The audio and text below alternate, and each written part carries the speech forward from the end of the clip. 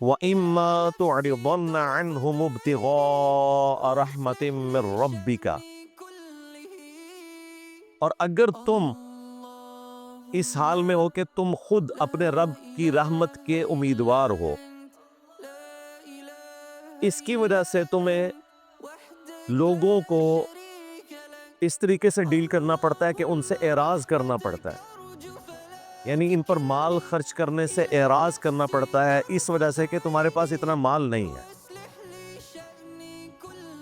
रहमतिम मिर रब्बिका तरजूहा, तुम खुद अपने रब की रहमत के उम्मीदवार हो कि अल्लाह मुझे माल दे तो मैं गरीबों पे खर्च करूं, मेरा तो खुद गुजारा बड़ी मुश्किल से होता है। फ़कुल लहुम क़ौलन मयसूरा, तो फिर ऐसे लोगों के साथ जो तुमसे मांगने के लिए आते हैं, बात नरमी से करनी है। यहाँ पर अल्लाह ताला ने ये बता दिया कि अगर कोई मांगने के लिए आ जाता है और तुम्हारे पास देने के लिए कुछ नहीं है, तो कम से कम उसके साथ बिहेवियर अच्छा होना चाहिए। ये अल्हम्दुलिल्लाह मैंने तो अपनी आदत बनाई हुई है। मुझे पता है ये प्रोफेशनल बेगर है और पूरी नीयत है इसे नहीं देना, लेकिन बदतमीजी नहीं करते। आए दुआ दें उसे, अल्लाह ताला आपके लिए बेहतरी का मामला फरमाए, अल्लाह ताला आपके लिए आफियत का मामला फरमाए। बस ये दुआएं देते रहे, उसको बात खुद ही समझ आ जाएगी कि ये कहना क्या चाह रहा है। लेकिन इसकी बजाय उसे डांटना और उसे झिड़कना, ये अल्लाह ताला ने मना कर दिया है कि तुमने ये काम नहीं करना, बात नरमी से करनी है। उसे ये भी आर नहीं दिलानी कि तुम फ्रॉडी हो, हमें तो नहीं पता। इवन हो भी तब भी आपने अखलाक से काम लेना है। भूखा है, बहुत अच्छी बात है, उसे के तुम्हें खाना खिला दे तो खाना खाओ। और आजकल ये जो मॉडर्न फकीर आए हुए हैं जिन्होंने शाम के वक्त एक बेलचा उठाया होता है, साथ अपनी बीवी को लिया होता है, एक छोटा सा बच्चा उठाया होता है, किसी चौक में खड़े होते हैं और वो गाड़ियों को हाथ दे के रोक रहे होते हैं, मोटर बाइक्स को, और कहते हैं जी आज हमारी कोई दिहाड़ी नहीं लगी। और वो बेलचा बिल्कुल नया बेलचा होता है, लगता है कि कभी भी उसमें दिहाड़ी नहीं लगी हुई। वो बेलचा बता रहा होता है कि इस बेलचे ने कभी मजदूरी वाला मामला नहीं किया। और मैं तो बड़े दीनदार लोगों को देख रहा हूँ, दाढ़ियाँ रखी हुई हैं, टोपियाँ पहनी हुई हैं, बड़ा मजहबी हुलिया बनाया हुआ है, और वो रात को 10-11 बजे आपको सड़कों पे लेटे हुए नजर आएंगे, चौकों में, चौराहों में, और साथ जवान उनकी बीवियां हैं, उनको लेके बैठे हुए हैं।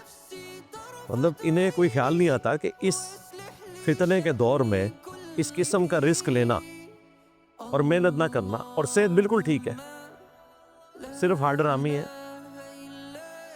इवन ये मजदूर तबका जब से लोगों ने बगैर तहकीक के इन पे खर्च करना शुरू किया, चौकों पे, चौराहों पे जो मजदूर खड़े होते हैं इस उम्मीद में कि कोई मिस्त्री उनको ले जाएगा, कोई ठेकेदार ले जाएगा, कोई घर एक दिन के लिए मुलाजमत के लिए दिहाड़ी पे ले जाएगा, वहाँ के 500-500 के, 1000 के नोट गरीब लोग में बांट के लोग, अमीर लोग चले जाते हैं। वो कहते हैं बेचारे गरीब हैं, वो तो बांट के चले गए हैं, लेकिन उन्होंने मुसीबत खड़ी कर दी है बाकी लोगों के लिए। इस वक्त हाल ये है कि अगर आप मजदूर लेने जाए ना, तो मजदूर आपका इंटरव्यू आगे से शुरू कर देता है, पूरी बहस करता है जी क्या काम लेना है, क्या करना है, करते करते एंड पे आपको पता चलता है वो तो काम करने के लिए राजी नहीं है, और छोटी सी बात जो कहेगा ठेका करो मेरे साथ। बेसिकली वो काम नहीं करना चाहते। पहले तो काम करवाने वाले इंटरव्यू करते थे ना मजदूरों का, अब मजदूर इंटरव्यू लेना शुरू कर देते हैं। क्यों?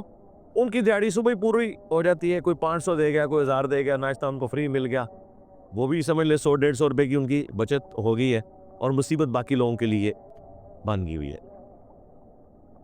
इन तमाम के बावजूद आपने मजदूरों को, फकीरों को डांटना नहीं है, प्यार मोहब्बत से समझाना है, दैट्स ऑल। डांटने का राइट आपके पास नहीं है। अगर आप कुछ दे नहीं सकते तो डांट भी तो नहीं सकते ना, वो आपका मुलाजिम तो नहीं है, भले वो झूठे ही क्यों ना हो, उसका और उसके रब का मामला। तो ये अल्लाह ताला फरमाया अगर तुम खुद इस उम्मीद पे हो कि तुम्हारे पास माल ज्यादा होगा तो तुम दोगे, तो कम से कम बात नरमी से करो। वला तजअल यदका मगलूलतन इला उनुकिक, और अपने हाथ को अपनी गर्दन के साथ बांध कर न रखो। ये मुहावरतन बात हो रही है कि कंजूसी ना करो। वला तबसुतहा कुल्लल बस्ट, और ना अपने हाथों को पूरा खोल दो, यानी फजूल खर्ची भी ना करो, कंजूसी भी ना करो और फजूल खर्ची भी ना करो। फतक़उदा मलूमम महसूरा, ऐसा ना हो कि फिर बुलामत ज़दा हो जाओ, एंड पे अपने आप को कोसना शुरू कर दो कि मैंने तो सब कुछ लुटा दिया। अब ये लोग करते हैं इस तरह, इतनी फजूल खर्ची करते हैं कि कंगाल होके बैठ जाते हैं और नेकी गले पड़ जाती है। बाज़ नेकी के कामों में इतनी फजूल खर्ची कर देते हैं कि जहाँ पैसे उनकी ज़रूरत है वहाँ वो लगा नहीं सकते, क्योंकि उन्होंने अल्लाह की राह में खर्च कर दिया। अल्लाह ताला कहता है इस किस्म की नेकी ना करो। और कई लोग इस किस्म की नेकी अपने साथ खुद कर रहे होते हैं, जो बेसिकली बदी कर रहे होते हैं। अगर एक बंदे की महीने की इनकम 50,000 रुपये है, उसे खर्चे भी उतने ही करने चाहिए जितनी उसकी इनकम है। लेकिन यहाँ जो एक मॉडर्न एक तरीका निकला है, होटलिंग वाला, चाय पीने वाला, फास्ट फूड खाने वाला, और मुसलसल एक तो है ना कभी कभार, रोजाना होटलिंग करना। आजकल तो चाय का कप भी जो है वो 70-80 रुपए का हुआ है, फजूल किस्म की जो चाय है। अगर एक बंदे की इनकम ही 40-50 हज़ार रुपये है और वो रोजाना दूध पत्ती पीने में पैसे खर्च रहा है, और फिर वहाँ पैदल भी नहीं जा रहा, मोटर बाइक पे जा रहा है, और उसमें भी पेट्रोल लग रहा है, तो इसका मतलब है कि भाई वो तो अगर कैलकुलेशन करे तो महीने के वो तकरीबन 10-15 हज़ार रुपये तो ये फजूल खर्ची में ज़ाया कर रहे हैं। उसका ये काम नहीं है कि वो ये काम करे, बल्कि जिसके पास लाखों की आमदन है उसका भी काम नहीं है कि इस फजूल काम में पैसे खर्च करे। ये कोई सेहत के साथ वो अच्छा तो नहीं कर रहा। ज़्यादा शौक है तो कहवा खरीद लें और घर में बना के पी लें। ये हर घर की स्टोरी है। मैं आपको बताऊं, मैं तो जब ये मगरिब या इशा के बाद कभी निकलूं किसी काम के सिलसिले में, तो मैं वाइफ के साथ निकलूं तो मैं उसे बता रहा होता हूँ कि देखो ये होटल कितने आबाद हैं। यानी जेलम शहर में तो मैं हैरान हूँ कि चाय के इतने होटल खुले में, आए दिन कोई होटल खुला होता है और वहाँ पे दर्जनों लोग बैठे होते हैं फजूल खर्ची करने के लिए। उनकी शक्लें बता रही होती है कि ये फजूल खर्च लोग हैं और इन्होंने या तो आराम कमाया हुआ है या किसी के पैसों के ऊपर पाल रहे हैं, और ये उन लोगों के पैसों पे दूध पत्तियां पी रहे हैं या चिप्स खा रहे हैं, आलू वाले पराठे खा रहे हैं, कढ़ाइयाँ बना बना के, कि जो बेचारे डबल रोटी वहाँ गर्म करके खाते हैं यूरोप अमेरिका में। उनके पास नाश्ते का भी टाइम नहीं है, इतनी मुश्किल मजदूरी हो गई है। वो डबल रोटी खा रहे हैं और इधर उनके पैसों पे लोग टिक्के बनवा के ऑर्डर दे रहे हैं जनाब। और रोजाना फजूल खर्ची तो एक एलिमेंट है जो ये अपने मेदे के साथ जुल्म कर रहे हैं। आज आप टीनेजर्स बच्चों को देखें, मेदे उनके ऐसे खराब हो चुके हैं कि उनकी मेडिकल लाइफ जो है वो 50 साल की हो चुकी है। उम्र कितनी है? 20 साल 22 साल, मेडिकल लाइफ 50 साल हो चुकी है। यानी ऑर्गन्स जो है वो उस डिसऑर्डर का शिकार हो गए हैं जिसकी वजह से उनकी मेडिकल लाइफ जो है वो एक्सपायर हो चुकी भी है। 50 तक पहुंचते पहुंचते वो 80 साल के हो गए होंगे, तो 80 के बाद तो मौत ही आनी चाहिए ना। फिर आ भी जाती है। आपको सुनने को अक्सर पता चलता है जी इसे मैदे का अल्सर हो गया। भाई मैदे का अल्सर तो होना है जब तुमने होटलिंग करनी है और होटलों के ऊपर प्रिजर्वेटिव्स ऐसे इस्तेमाल किए जाते हैं कसरत के साथ, ऐसे मसाले कसरत के साथ कि जो आपके मैदे को ख़राब कर देता है। किसी को कोई मसला है, किसी को कोई मसला है, और फिर बुरगन ग़िज़ाएँ खा खा के कोलेस्ट्रॉल बढ़ जाता है। और अगर 30 से 40 साल की उम्र के दौरान किसी को हार्ट अटैक हो तो वो कन्फर्म फिर एक्सपायर होता है। इस उम्र में अगर हार्ट अटैक किसी को होना, तो जिस तरीके से जिस्म उसे रिएक्ट करता है तो वो फिर हार्ट का फेलियर ही होता है। बड़ी उम्र में यानी 50+, 60+ हार्ट अटैक हो तो सर्वाइवल के फिर भी चांसेस होते हैं। छोटी उम्र में इसलिए आप देखते हैं कि जितने भी इस उम्र के हार्ट अटैक है कोई जिंदा नहीं बचता। लोग कहते हैं बिल्कुल से ठीक थी, ओ भाई सामने से ठीक थी, लेकिन खुराक, एटीट्यूड और अपने मामलात ख़राब थे। बाकी अल्लाह की तरफ से जो ज़िंदगी लिखी है वो अपनी जगह, लेकिन एहतियात मामला करना है, सही बुखारी में हदीस है कि दो नेमतें ऐसी हैं जिनके बारे में अक्सरियत गफलत का शिकार है। नंबर 1 सेहत और नंबर 2 फुर्सत। ये बुखारी की हदीस है कि ये दो नेमतें ऐसी हैं कि अक्सरियत इस मामले में गाफिल है। अच्छी सेहत और फुर्सत। सेहत हो तो आप बहुत कुछ कर सकते हैं, फुर्सत भी होना ज़रूरी है। बाद लोगों के पास सेहत होती है लेकिन उनके पास इतना टाइम नहीं होता कि वो कुछ कर सके पॉजिटिव का। लिहाजा जिसके पास सेहत है प्लस उसे टाइम भी मिला हुआ है तो वो इसे गनीमत जाने, इससे बड़ी कोई नेमत नहीं हो सकती, वो इसे यूटिलाइज करे। तो अल्लाह ताला फरमा रहा है कि ये ना हो कि सब कुछ खर्च कर बैठो और बाद में फिर मलामत ज़दा होकर बैठ जाओ कि ये मैं क्या कर चुका। इन्ना रब्बका यबसुतुर रिज़्क़ लिमन यशाअ व यक़दिर, बेशक तेरा रब जिसके लिए चाहता है उसका रिज़्क खोल देता है, जिसके लिए चाहता है उसका रिज़्क तंग कर देता है। इन्नहु कान बिइबादिही खबीरम बसीरा, बेशक वो अपने बंदों से वाकिफ भी है और उन्हें देख भी रहा है। ये आयत यहाँ पर क्यों आई कि अल्लाह ताला जिसका रिज़्क चाहता है कुशादा कर देता है, जिसका चाहता है तंग कर देता है। मुराद ये कि किसी गरीब पे तरस खाते हुए अल्लाह के बारे में कभी बदगुमानी ना आए कि इसे अल्लाह ने ऐसे क्यों रखा।